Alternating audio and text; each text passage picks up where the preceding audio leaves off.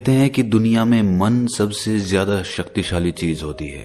अगर किसी चीज को तुम पूरे मन से चाह लो तो तुम उसे हासिल कर सकते हो। ये मैं नहीं कहता, ये सभी महापुरुषों का कहना है। लेकिन अगर ये सत्य है, ये सच है, तो जो हम अपने मन से चाहते हैं वो हमें हासिल क्यों नहीं होता है? भाई, कोई भी इंसान अपने मन में दुख तो नहीं चाहेगा, लेकिन वो रहता तो दुखी है। हर इंसान अपने मन से तो कामयाब होना चाहता है, खूब पैसा कमाना चाहता है, लेकिन फिर भी वो कामयाब नहीं होता। भला ऐसा दुनिया में कौन इंसान होगा जो अपने मन में ये चाहेगा कि मैं नाकामयाब रहूं या मैं पैसा ना कमाऊं? सोचने की बात है। तो इसमें दो चीजें निकल के सामने आती हैं। या तो वो महापुरुष गलत थे जिन्होंने ये बात बोली कि मन से चाही हुई चीज हासिल हो जाती है, या फिर हम गलत हैं। आज की कहानी जो मैं आपको सुनाने वाला हूँ उसमें आपको एक ऐसा मंत्र मिलेगा। उसे समझने के बाद आपको एक ऐसा मंत्र पता चलेगा जिससे आप ये समझ पाएंगे कि अपने मन से कोई भी चीज कैसे करवाई जाती है, मन में किसी भी बात का बीज कैसे बोया जाता है। ये इस कहानी से आपको अच्छी तरह से समझ में आ जाएगा। और इससे आप ये भी समझ पाएंगे कि आकर्षण का नियम, लॉ ऑफ अट्रैक्शन कैसे काम करता है। कहानी छोटी सी है लेकिन बहुत ही गहरी है। इससे पहले कि आप इस कहानी में खो जाएं, इस चैनल को सब्सक्राइब जरूर कर लें। तो चलिए ये कहानी शुरू करते हैं। एक बार की बात है, एक आदमी के जीवन में सिर्फ दुख ही दुख थे। वो जो भी काम करता उस बेचारे का वो काम पूरा ही नहीं होता। घर में आता तो घर में कलेश बना रहता, किसी से कोई मदद मांगता तो कोई उसकी मदद नहीं करता। ऐसा लगता था कि चारों ओर से दुखों का पहाड़ उसी पर टूट पड़ा है। उसे समझ नहीं आ रहा था कि मैं इन दुखों से पार कैसे पाऊं। वो दिन रात यही सोचता रहता कि अपने दुखों से छुटकारा कैसे पाना है। इसी कारण से वो रात में सो भी नहीं पाता था। उसकी आंखों के नीचे बड़े बड़े काले घेरे बन गए थे, जो इस बात का प्रतीक थे कि वो आदमी कितना दुखी है और कितना चिंतित है।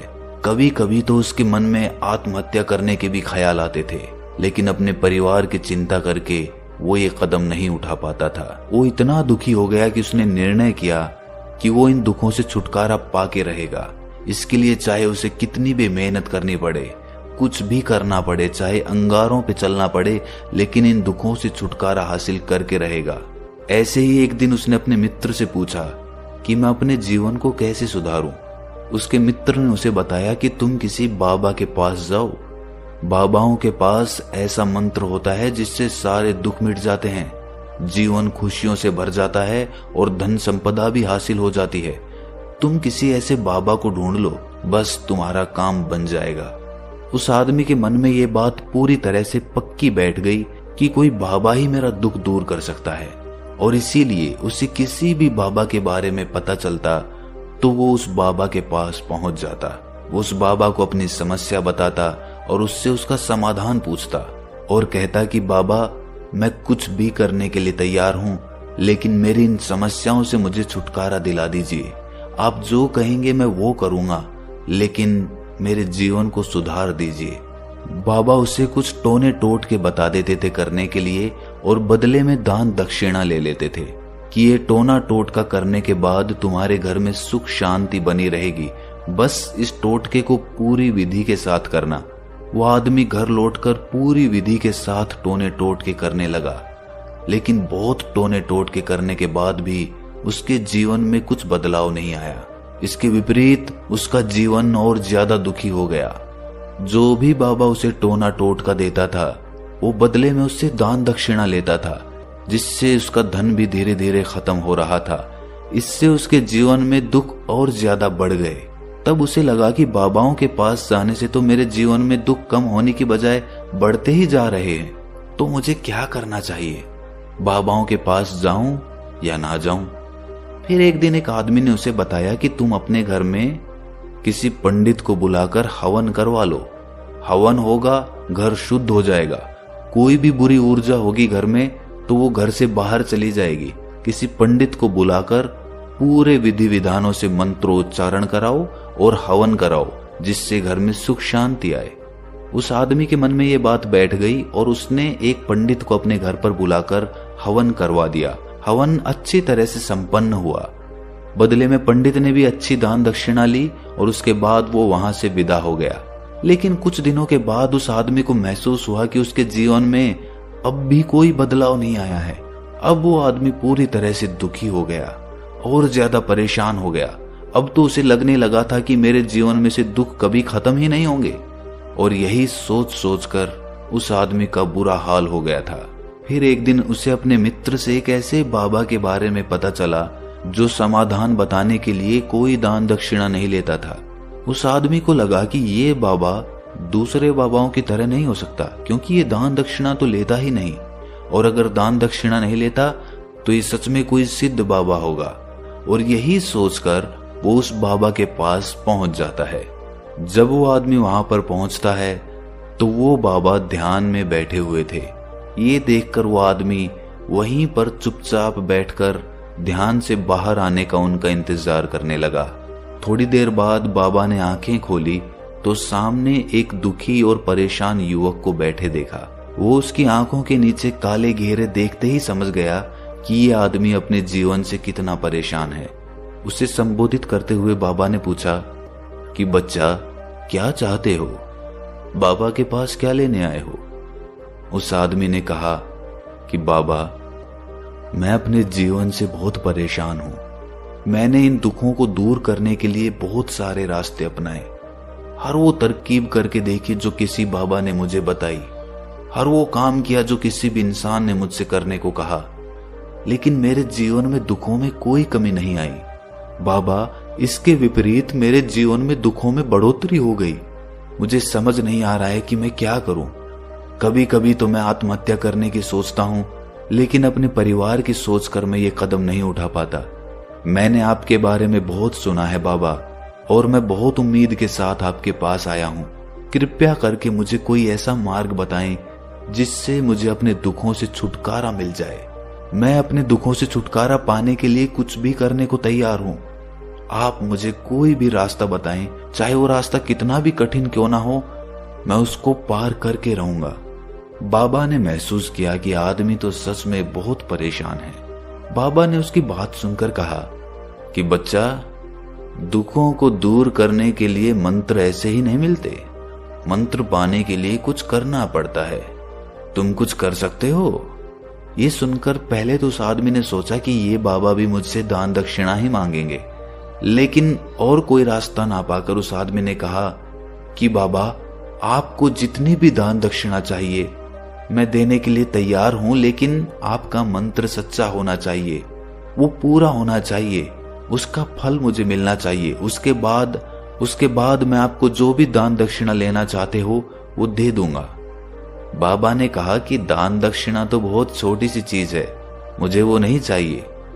इस पर वो आदमी सोच विचार करके बोला, तो बाबा, मैं अंगारों पे भी चलने के लिए तैयार हूं, आप मुझे बस आज्ञा दीजिए। बाबा ने कहा कि अंगारों पे चलने वाली छोटी चीज मैं तुमसे नहीं कराने वाला। मैं जो तुमसे कराने वाला हूं वो बहुत कठिन मंत्र है, उसे पूरा कर पाओगे? बाबा ने कहा कि बाबा, आप मुझे बताइए तो सही, मुझे करना क्या होगा, मैं कुछ भी करने को तैयार हूं। इस पर बाबा ने उसे कहा कि यहां से जब तुम अपने घर जाओ तो रास्ते में अपने मन में ये दोहराते जाना कि मैं सुखी हूं, मैं सुखी हूं, मैं सुखी हूं। बार बार अपने मन में यही दोहराना, और याद रहे जुबान पर ये नहीं आना चाहिए, ये सिर्फ मन में दोहराना है। ये सुनकर वो आदमी बोला, बाबा, बस इतनी सी बात, ये तो मैं चुटकी बजा के कर लूंगा, लेकिन इससे होगा क्या? बाबा बोले कि इस मंत्र को करके देखो, वैसे भी तुमने इतने बाबाओं के मंत्र किए हैं, तो इस मंत्र को भी करके देख लो। उस आदमी ने सोचा कि बाबा कुछ दान दक्षिणा तो ले नहीं रहे और छोटा सा मंत्र है, इसे तो मैं कर ही लूंगा। वो बोला, ठीक है बाबा, मैं ये मंत्र जरूर करूंगा। वो आदमी ये कहकर वहां से उठकर चलने लगा, लेकिन जैसे ही वो चलने लगा, पीछे से बाबा ने बोला कि बच्चा, एक बात याद रखना, जब तुम ये मंत्र अपने मन में दोहराओ तो तुम्हारे मन में बंदर के विचार नहीं आने चाहिए, बंदर का ख्याल भी नहीं आना चाहिए, तो ही ये मंत्र सिद्ध होगा। वो आदमी बोला, मुझे तो आज तक बंदर का कोई विचार नहीं आया, तो अब क्यों आएगा? आप चिंता मत करिए बाबा, मैं बस मन में यही दोहराऊंगा कि मैं सुखी हूं, मैं सुखी हूं। इसके अलावा बंदर का कोई विचार मेरे मन में नहीं आएगा। ये कहकर वो आदमी वहां से चल दिया। वो अपने मन में मैं सुखी हूं, मैं सुखी हूं ये दोहराता हुआ थोड़ी दूर ही चला था कि उसके मन में अचानक बंदर का ख्याल आ गया। बंदर का ख्याल एक बार आया और चला भी गया, लेकिन उस आदमी ने सोचा कि आज तक तो मुझे बंदर का कोई विचार नहीं आया, ये आज बंदर का विचार क्यों आ गया। और ऐसे करके उसने उस बंदर के विचार को पकड़ लिया। वो ये भूल गया कि मुझे क्या मंत्र दोहराना है और वो बंदर के बारे में सोचने लगा। जब थोड़ी देर बाद उसे फिर से होश आया तो वो फिर से अपना वही मंत्र दोहराने लगा जो बाबा ने उसे बताया था, मैं सुखी हूं, मैं सुखी हूं।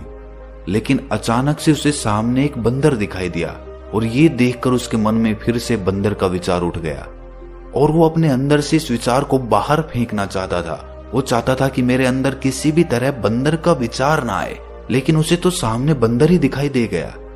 ऐसे ही जद्दोजहद करते करते वो घर पे पहुंचा और घर पे पहुंचने के बाद अपनी पत्नी को कहा कि हे बंदरिया, मुझे खाने में बंदर परोस दो। और जब उसे एहसास हुआ कि उसने क्या बोल दिया तो वो अपने बाल नोचने लगा। वो दीवारों में सर मारने लगा कि आज तक मुझे बंदर का कोई विचार नहीं आया और आज मुझे ये क्या हो गया है कि मुझे हर जगह बंदर ही बंदर नजर आ रहे हैं, ये कैसी माया है। यही सोच सोच कर वो आदमी रात भर सो नहीं पाया।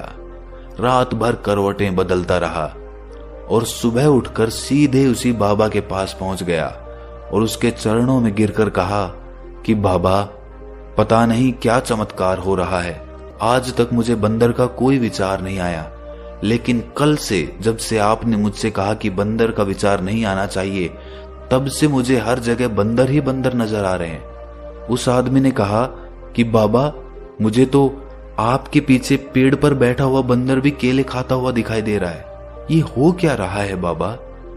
ये सुनकर बाबा हंसने लगे। बच्चा, मन का जाल एक ऐसा जाल है जिसे समझ पाना इतना आसान नहीं है। बंदर तो तुम्हारे रास्ते में पहले भी आते थे। जब तुम मेरे पास आए थे तो इन्हीं पेड़ों पे ये बंदर घूम रहे थे, लेकिन तब तुम्हारे ध्यान में ये बंदर नहीं था, तब तुम्हारे ध्यान में सिर्फ अपने दुख थे। इसके बाद बाबा ने उसे बताया कि बच्चा, हम जिस चीज से भी दूर भागना चाहते हैं वही चीज हमारे मन में बहुत गहरे में प्रविष्ट हो जाती है, वो हमारे अंतर मन में समा जाती है। असल में हम जिस चीज से भी छुटकारा पाना चाहते हैं उससे छुटकारा इसीलिए पाना चाहते हैं कि वो हमारे साथ बहुत गहरे से जुड़ी हुई है, और हम जितना ही उससे छुटकारा पाना चाहते हैं वो उतनी ही गहरी हमारे मन में बैठती चली जाती है और आखिरकार वो हमारे अंतर मन में छा जाती है। ऊपर से तो हम चाहते हैं सुखी होना कि मैं सुखी हूं, सुखी हूं, हमारे होंठ भी यही बोलते रहते हैं, लेकिन हमारे मन में दुख समाये होते हैं। हमारे विचारों में, हमारे मन में हमें दुख ही दुख दिखाई देते हैं। इसीलिए अपनी जुबान से बार बार ये बोलने से कि मैं सुखी हूं, मैं सुखी हूं, हम सुखी नहीं होंगे जब तक ये मंत्र हमारे अंतर मन में प्रविष्ट नहीं होगा। इस पर उस आदमी ने पूछा कि बाबा, लेकिन ये मंत्र हमारे अंतर मन में प्रविष्ट कैसे होगा। ये सुनकर बाबा ने कहा कि बच्चा, अपने दुखों से लड़ना बंद कर दो। जब तक तुम अपने दुखों को दूर करने की सोचते रहोगे तब तक वो दुख तुमसे चिपके रहेंगे, तब तक वो दुख तुम्हारे अंतर मन पर अपना राज जमाए बैठे रहेंगे। और जिस दिन तुम उन दुखों के बारे में सोचना ही छोड़ दोगे, उन दुखों से छुटकारा ही नहीं पाना चाहोगे, उसी दिन से तुम्हारी जिंदगी से दुख गायब हो जाएंगे। क्योंकि किसी भी चीज से छुटकारा पाने के लिए हमें उस चीज के बारे में सोचना पड़ता है, और हम जितना ही उस चीज के बारे में सोचते हैं वो उतनी ही गहरी हमारे मन में प्रविष्ट होती चली जाती है। हम अधिकतर समय दुखों के बारे में ही सोचते हैं। हम यही सोचते हैं कि हमारे जीवन में दुख है और हमें इससे छुटकारा पाना है। इसी वजह से बार बार सोचने से वो दुख हमारे अंतर मन में प्रविष्ट हो जाते हैं और हमें एहसास भी नहीं होता। इसीलिए अगर तुम दुखों से छुटकारा पाना चाहते हो तो दुखों से छुटकारा पाने के बारे में सोचना छोड़ दो, तुम्हें दुखों से छुटकारा मिल जाएगा। अक्सर आदमी धूम्रपान छोड़ना चाहता है, शराब छोड़ना चाहता है, सुबह अपने आप से ये वादा करता है कि मैं कोई भी गलत काम नहीं करूंगा, लेकिन शाम को जब लौटता है तो नशे में चूर होकर लौटता है। ऐसा क्यों होता है कि जो हम सोच रहे हैं वो पूरा कर ही नहीं पा रहे हैं? असल में हम उस चीज को बहुत ज्यादा तवज्जो दे रहे हैं, उस चीज को बहुत ज्यादा अहमियत दे रहे हैं। जब भी हम उस चीज को छोड़ने के बारे में सोचते हैं तो हम उसकी इम्पोर्टेंस यानी कि विशेषता और ज्यादा बढ़ा देते हैं। हमारा मन उस चीज के बारे में जितना ज्यादा सोचेगा, शराब या धूम्रपान छोड़ने के बारे में जितना ज्यादा सोचेगा, हमारा मन उतना ही उस चीज के पीछे ज्यादा भागेगा। हमें उस चीज से लड़ना नहीं है, बल्कि बिना सोचे गुजर जाना है। और अगर इस मंत्र को हम समझ लेते हैं तो हम अपने जीवन में जो भी पाना चाहते हैं उसे अपने अंतर्मन में डाल सकते हैं। और एक बार वो लक्ष्य हमारे अंतर्मन में बैठ जाता है तो फिर सफलता पाने में कोई समस्या नहीं आती, कोई दिक्कत नहीं आती। तो दोस्तों, कैसी लगी आपको ये कहानी कमेंट सेक्शन में जरूर बताएं, और अच्छी लगी तो इस चैनल को सब्सक्राइब करना ना भूलें। तो मिलते हैं अगली कहानी में, तब तक के लिए अपना ख्याल रखें।